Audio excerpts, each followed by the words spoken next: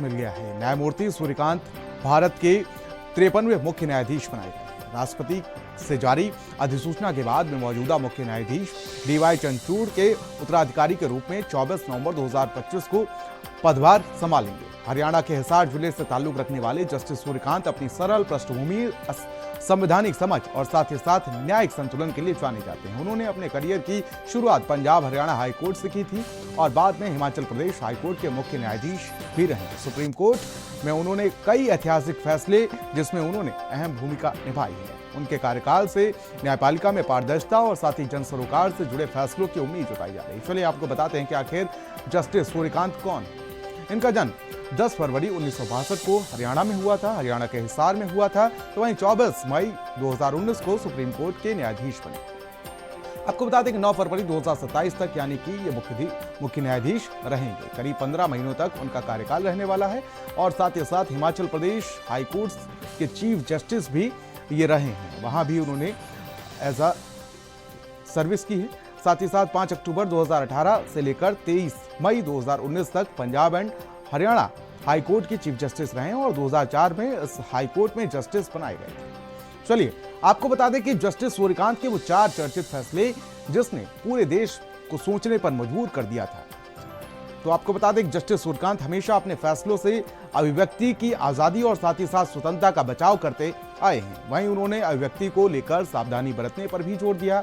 CJI VR गवाई ने उन्हें देश के अगले सीजेआई के तौर पर घोषणा की है।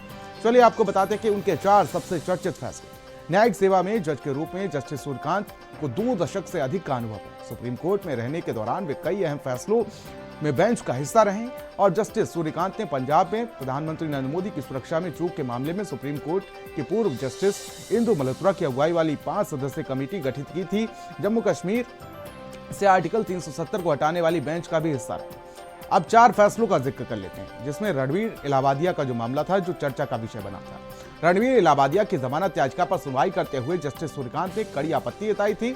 सुनवाई के दौरान जस्टिस सूर्यकांत ने कहा था कि इस व्यक्ति के दिमाग में कुछ ऐसा गंदा है जो समाज में फैल गया है और वह माता पिता का भी अपमान कर रहा है। उन्होंने रणवीर इलाहाबादिया से पूछा कि ऐसे बयान के बाद अदालत उसे कैसे और क्यों राहत दे।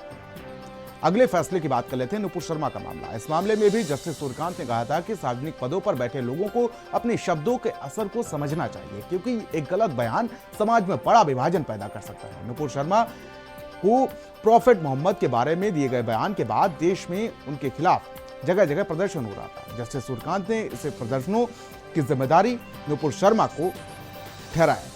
स्वाति मालीवाल का मामला। तो वहीं स्वाति मालीवाल के साथ सीएम हाउस में घटना के वक्त भी जस्टिस सूर्यकांत की टिप्पणी पूरे देश में वायरल हुई थी।